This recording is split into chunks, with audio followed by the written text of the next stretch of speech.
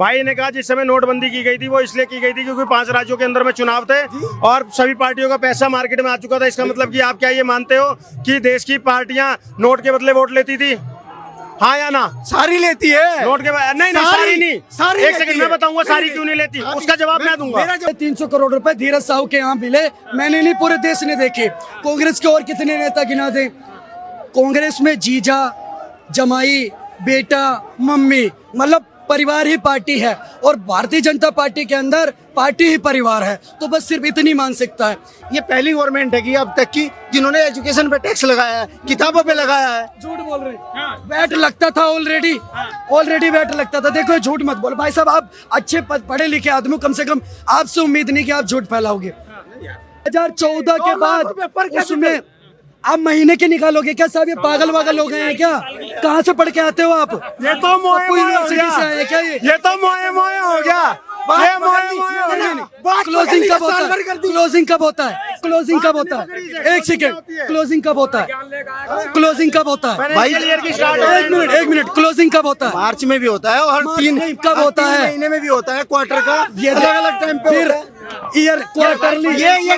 ये नहीं तो आप देख लो, जीएसटी फेल इनका, नोटबंदी फेल इनकी, इलेक्ट्रॉन बॉन्ड फेल इनका। बताओ गौर तीसरे उसमें भी बता देता हूँ। भाई कह रहा नोटबंदी फेल, साला पाकिस्तान भूखा मर गया। सुन लो, हमारी नोटबंदी फेल हुई। करोड़ की बात करना चाहिए। अरे बोलने तो दे। चला जाता है। सुन ले, पाकिस्तान से आए पेशेंस है तेरे अंदर? पाकिस्तान से आए हो क्या? पेशेंस है तेरे अंदर? नहीं करते हो? पेशेंस है तेरे अंदर? सुनेगा अकनंगा नाच करेगा? अपनी बात तो सुन तो लेना, तुझे बता रहा हूँ ना। तू कह रहा फेल हो गया, अगर फेल हो गया तो जवाब देना इस बात पे। पाकिस्तान भूखा मर गया भाई नोटबंदी से। जीएसटी से ये कह रहे हैं फेल हो गई। जीएसटी जिस समय अमेरिका में रिसेशन है, अब कर लियो गूगल, अमेरिका में रिसेशन है, चाइना में रिसेशन है, जर्मनी में रिसेशन है, रशिया में रिसेशन है, उस समय पर रिकॉर्ड 8.53 के उससे जीडीपी दर बढ़ रही है, हमारी परसेंट के अकॉर्डिंग बढ़ रही है, रिकॉर्ड जीडीपी बढ़ रही है। कैसे जीएसटी फेल हो गई? आज जितने स्टार्टअप इंडिया के तहत हिंदुस्तान के अंदर में नए स्टार्टअप खुले हैं और लोगों को रोजगार मिला है, रिकॉर्ड में बता दे। 70 साल सुनो, 55 साल कोर राज किया बीजेपी ने, सॉरी कांग्रेस ने, और 2014 से पहले ईपीएफओ में मात्र 11 करोड़ लोग रजिस्टर्ड थे। ईपीएफओ इसलिए एक सरकारी डाटा है जिसके अंदर में एम्प्लॉय का भी फंड जाता है और एम्प्लॉयर का भी जाता है। कोई जबरदस्ती ऐसा झूठा किसी के उसमें नहीं डाल देगा। और वहां पर सिर्फ 11 करोड़ रोजगार मतलब ईपीएफओ में लोग रजिस्टर्ड थे, आज 27 करोड़ है। तो क्या ये 16 करोड़ रोजगार मिला या नहीं मिला? इन लोगों को जुमलेबाजी करनी होती है। आज लोगों को शौचालय मिले, आवास मिले, बढ़िया अस्पताल बन चुके हैं, हाईवेज बन चुके हैं। सिर्फ उत्तर प्रदेश में 21 एयरपोर्ट बने हैं नए। बता दो इससे पहले 2014 से पहले पूरे देश में कितने थे? बता दे। अच्छा। ये नंगा नाच करेंगे और कुछ नहीं करेंगे। एक भी तथ्य पे जवाब देते तो मान जाओ। जो इनके सवाल है उनका जवाब, और एक सवाल मेरा कि राहुल गांधी ने क्या कहा इलेक्शन से पहले कि हम जातिगत जनगणना कराएंगे, 50 का 100% आरक्षण करेंगे, और तीसरा उन्होंने कहा है जो ये तानाशाही हो रही है देश में, हमारी सरकार आएगी, हमारी गारंटी है कि हम उसको खत्म कर देंगे। तो मोदी की गारंटी बनाम और राहुल की गारंटी कैसे देखते हैं? सर आपके प्रश्न में एक बात बस बोलना चाहूंगा, जो भी जवाब देना जैसे मैंने स्ट्रेट दिया है ना, मैं पूरा सुनूंगा, गोल मत घुमाना। टोंट मत मारना, डिटेल में बताना। इस भाई ने बताया कि ये हुआ, ये हुआ, ये हुआ। ये भाई ने ये नहीं बताया कि अरे रुक जा। इस भाई ने ये नहीं बताया कि पार्टी ने कितने कार्यालय खोले। उन कार्यालयों की जगह अगर स्कूल खोले होते, है ना, बच्चे एजुकेशन पाते अगली 50 साल तक। घुमा खा रहा हूँ। बात की ना, जीएसटी पे बताया, नोटबंदी पे बताया, स्कूल के मामले में गूगल करो कितनी आईआईटीज बनी और कितने नए वो बने, आप बता दो ना। नई पॉलिसी के तहत क्या हालत है आप बता दो ना। पप्पू के साथ रह के पप्पू जैसा दिमाग हो गया है। ये अभी थोड़ी देर में आ जाएंगे, महाभारत में जीएसटी लागू करने की बात करने लगेंगे थोड़ी देर में। हाँ। अभी पप्पू की जब बातें याद आएंगी। अच्छा, इन्होंने जो नोटबंदी पे यही कहा है कि टेरर फंडिंग रुक गई, जो बॉर्डर की दूसरी पार से पैसा आता था वो रुक गया, उससे टेररिज्म भी बहुत कम हुआ है। अगर आप एनआईए की आ रहा है फंडिंग, इलेक्ट्रॉन बोर्ड में आ रही है ना विदेशी फंडिंग, आतंकवादी फंडिंग आई है उसमें। ये तो जांच करेंगे तभी तो पता लगेगा। मेरे को पता है सब, डेटा नहीं पता कितने आए हैं, सब मेरे को पता है। कितने बताओ, सब मेरे को पता है। सरकार क्या कर रही है फिर? सरकार को तो सिर्फ इसको उठा लो, इसको उठा लो। तुम फिर क्यों सवाल क्यों उठा रहे हो? पहले डेटा लेके बैठो यहाँ पे, अच्छे से डेटा लेके बैठो। तुम आरोप नहीं लगा सकते ऐसे किसी पे। कैसे लगा सकते हो जब डेटा नहीं पता क्या है, कितने मिले हैं? अरे जाके भाई चेक करियो कि नेता से सवाल सुन ले पहले नेता से सवाल पूछने का अधिकार मुझे इस देश के कॉन्स्टिट्यूशन ने दिया वो है। डेटा की बात कर रहे हैं, कह रहे हैं डेटा के साथ बात करो। अरे भाई मैं वही तो कह रहा हूँ, डेटा रिलीज होने में पहले झटके लगे हैं, अभी वो पब्लिश हो रहा है। सर अरे एक सेकंड आपको अधिकार जिस संविधान ने ये दिया है ना कि आपको सवाल पूछने का अधिकार है, तो उसके अनुसार आपको डेटा भी रखने का जरूरी वो है। झूठे एलिगेशन आप किसी पे नहीं लगा सकते हो, नहीं तो आपको सार्वजनिक माफी भी मांगनी पड़ेगी। हाँ, सुनो तो क्योंकि सही। वही संविधान वो कानून भी बनाता है बिल्कुल, बिल्कुल। जिसके तहत किसी के खिलाफ अफवाह और झूठ फैलाने के खिलाफ आप जेल जा सकते हो। बिल्कुल बिल्कुल, मैंने अब तक एक सेंटेंस ऐसा नहीं बोला है जो पहले से पब्लिक में ना हो या किसी नेता ने ना बोला हो। मैं कोई, मेरी कोई ऑथराइजेशन है। मैं तो एक नेता ने बोला है तो डेटा के साथ बोला है, तुम बिना डेटा के बोल रहे हो, तो दोनों में बहुत डिफरेंस है। ये नहीं मतलब फिर जैसे इन्होंने नोटबंदी इस भाई के कहने के हिसाब से देश की जनता बोले ही मत, बोल लो फिर नेता के पार्टी और नेता ही बोलते रहेंगे। भाई मैं कह रहा हूँ मैं चुप हो गया और देश की सब पब्लिक चुप हो जाओ, इस तरह से जैसे लोग चुप कर रहे हैं। सर ने रही जैसे नहीं बोला, बात यार सर करने ने की। जैसे बोला नोटबंदी की बात इन्होंने करी है कि नोटबंदी होती तो टेरर फंडिंग। वो कह रहा है कि बोलना ही नहीं है, खत्म होगी बात। उसकी छोड़ो ना, देखो इसे कहते हैं खिसियानी बिल्ली खंबा नोचे, इसे कहते हैं खिसियानी बिल्ली खंबा नोचे। अब ये भाग रहे हैं, क्योंकि इनके पास तर्क नहीं है, इसलिए ये भाग रहे हैं। इसे कहते हैं खिसियानी बिल्ली खंबा नोचे। सर ने जैसे बोला नोटबंदी पे, आपने कहा ना कि नोटबंदी हुई थी, आपने नोटबंदी की बात करी। सर ने यही कहा कि टेरर फंडिंग रुक गई, जो बॉर्डर के दूसरी पार से पैसा आता था वो रुक गया, तो उसके ऊपर जवाब मांग रहे सर। आरबीआई की रिपोर्ट है, जब नोटबंदी हुई जो डाटा उनके पास था, जो उनके पास रिकॉर्ड था, है ना, अब फिक्स मैं उसको 2.2 करके तो मैंने नहीं रखा हुआ, या मैं कोई रजिस्टर लेके हिसाब किताब, मुंशी तो हो नहीं देश का, या होम मिनिस्ट्री मेरे हिसाब से चल रही है। मुझे तो एवरेजन जो बातें छपी है अखबार में, जो हम देख रहे हैं, लोग बहुत बात कर रहे हैं, उन्होंने कहा है कि जो पैसा नहीं था पहले बैंकिंग चलन में वो भी ऑन रिकॉर्ड हो गया, है ना, जवाब दे देते नोटबंदी में। और आरबीआई का वो है निर्णय कि हमें कुछ मिला ही नहीं है, तो फिर हुई किस चीज के लिए थी? हुई वो इसलिए थी कि उस टाइम पे 5 स्टेट के चुनाव थे और सभी पार्टियों के पैसे ग्राउंड पे उतर चुके थे और पार्टी ने फैसला किया कि इनको खत्म करना है और नोटबंदी लानी है। एक सेकंड भाई, आप अपने इस स्टेटमेंट से फिरोगे तो नहीं? मेरा प्रश्न है, भाई ने कहा जिस समय नोटबंदी की गई थी वो इसलिए की गई थी क्योंकि 5 राज्यों के अंदर में चुनाव थे और सभी पार्टियों का पैसा मार्केट में आ चुका था। इसका मतलब कि आप क्या ये मानते हो कि देश की पार्टियां नोट के बदले वोट लेती थी? हाँ या ना? सारी लेती है नोट के नहीं, सारी नहीं।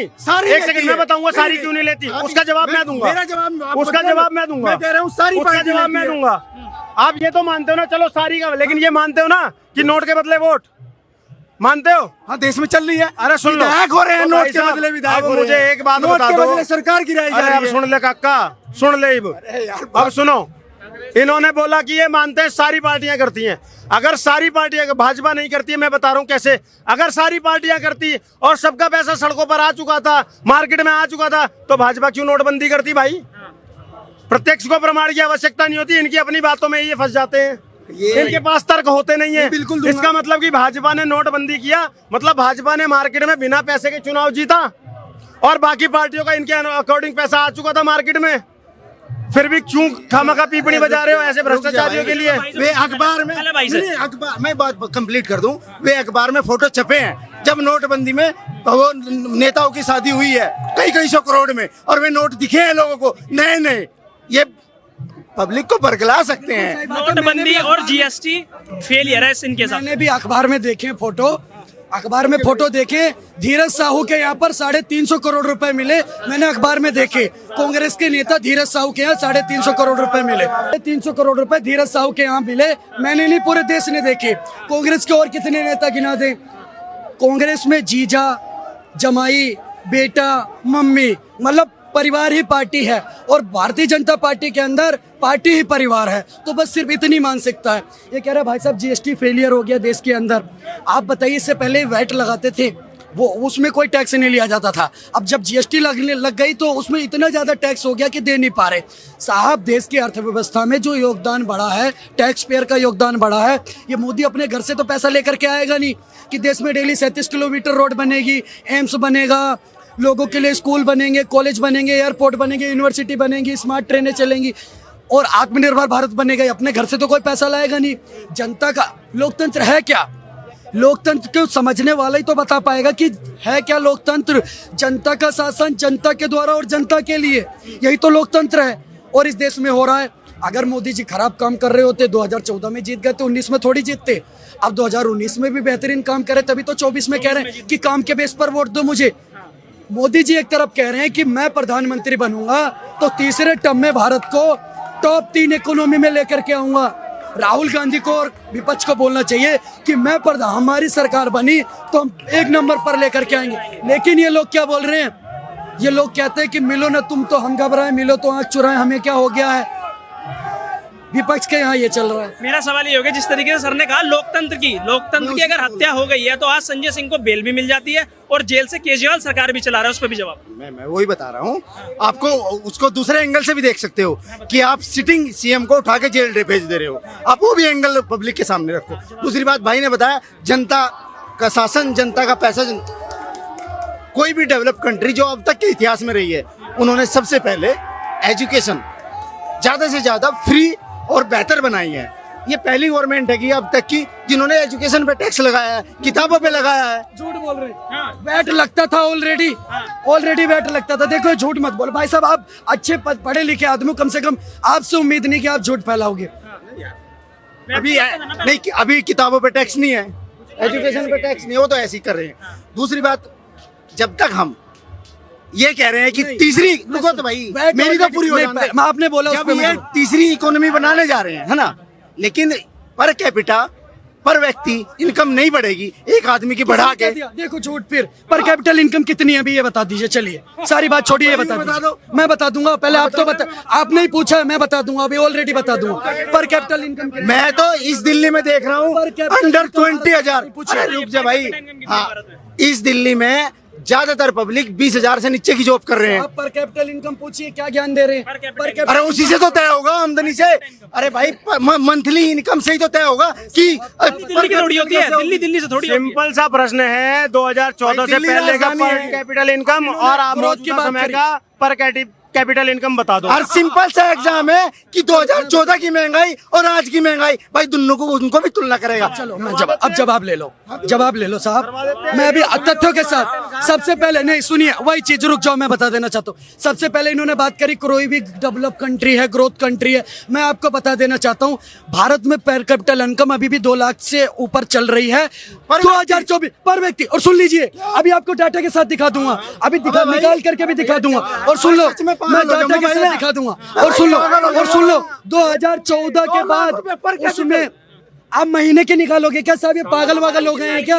कहाँ से पढ़ के आते हो आप? ये तो मोए यूनिवर्सिटी से आए हैं क्या? ये तो मोए हो गया। क्लोजिंग कब होता है? क्लोजिंग कब होता है? क्लोजिंग कब होता है? एक सेकेंड, क्लोजिंग कब होता है? क्लोजिंग कब होता है भाई? एक मिनट, क्लोजिंग कब होता है? मार्च में भी होता है और 3 कब होता है? महीने में भी होता है, क्वार्टर का। ये अलग अलग टाइम पे फिर ईयर क्वार्टरली, ये गोलमोल होने नहीं देंगे। झूठ। मार्च में क्लोजिंग होता है 31 को। ये क्वार्टरली जो आप बात कर रहे हो ना, क्वार्टरली और हाफ ईयरली, इनको नहीं लिया जाता साहब, क्लोजिंग में लिया जाता है, तब जाकर के आप पर कैपिटल इनकम निकालोगे। और दूसरी सबसे बड़ी बात मैं आपको बता देना चाहता हूँ, इन्होंने कहा भैया देश में ये वो कर दिया मोदी जी ने, महंगाई दर की बात करो। 2013 में, मैं अभी बोल रहा हूँ, महंगाई दर की बात करी, मैं बता देता हूँ, सुन लीजिए। 2013 वो कर दिया का क्या मतलब है? अब जवाब तो ले नहीं पा रहे। 2014 से पहले की बात करता हूँ। 2014 से महंगाई थी 9.73%। आज की अभी 2024 की बात कर रहे हैं, 7.74% महंगाई दर है। अब बताइए 2014 से पहले थी या 2024 में ज्यादा है? आप बता दीजिए। मैं इनको चैलेंज के साथ बोल रहा हूँ, पूरे G20 कंट्रियों में बोल रहा हूँ, G20 कंट्रियों में चैलेंज के साथ बोल रहा हूँ। मैं कह रहा हूँ पूरे वर्ल्ड में, G20 छोड़ो, इनको चैलेंज कर रहा हूँ आपके चैनल पर, पूरे वर्ल्ड में एक देश बता दें जिसकी ग्रोथ रेट भारत से ज्यादा हो पर कैपिटल। ग्रोथ रेट भाई, वर्ल्ड, पूरे वर्ल्ड चैलेंज। ये कांग्रेस के शासन में पढ़ नहीं पाए, इनकी गलती नहीं है। अरे पढ़ा बीजेपी वाले भी नहीं रहे हैं, ये भी मोए कर रहे हैं हमारी। चैलेंज पूरे वर्ल्ड की बात करो, included United states of America. Growth rate पूरे वर्ल्ड में इस टाइम सबसे ज्यादा किसकी है? मैं बात करूंगा IMF के डाटा की, बताइए। नहीं आप भाई आप खुद गोलमोल कर रहे हो।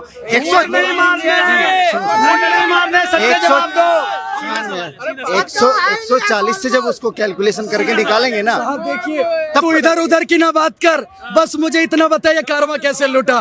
कांग्रेस पार्टी में सबसे ज्यादा दिक्कत से लूटा भाई। सुन तो लो, कांग्रेस पार्टी की सबसे ज्यादा दिक्कत यही है कि अधूरा ज्ञान बड़ा खतरनाक होता है। अगर हमें अर्थव्यवस्था पर बात करनी है ना, इकोनॉमिक्स में बात करनी है, आपको सारे सेक्टरों की नॉलेज होने चाहिए। आपको पता होना चाहिए अंतरराष्ट्रीय मुद्रा कोष की क्या स्टेटमेंट आई है, आपको पता होना चाहिए। एक चैलेंज और कर रहा हूँ आपके चैनल पर इनको, पूरे वर्ल्ड में नहीं मैं किसी भी पार्टी और किसी भी नेता चलिए, अच्छी से बात है। आज तक नहीं मिला अच्छी बात है। और ना कोई लिंक है। अच्छी बात है दूसरी साहब। बात, अच्छी बात है साहब। जो पार्टी भक्त होते हैं ना, सुनिए सुनो आप साहब देखिए, ज्ञान मत दीजिए।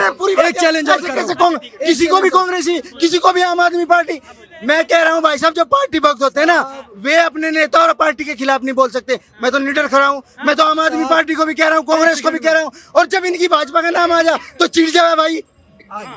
आपके एक चैनल पर एक और चैलेंज कर रहा हूँ, ये पूरे वर्ल्ड में टॉप 3 देशों में फॉरेन डायरेक्ट इन्वेस्टमेंट, पूरे वर्ल्ड में टॉप 3 देशों में सबसे ज्यादा किसका है, पूछ लीजिए। बता दो जवाब।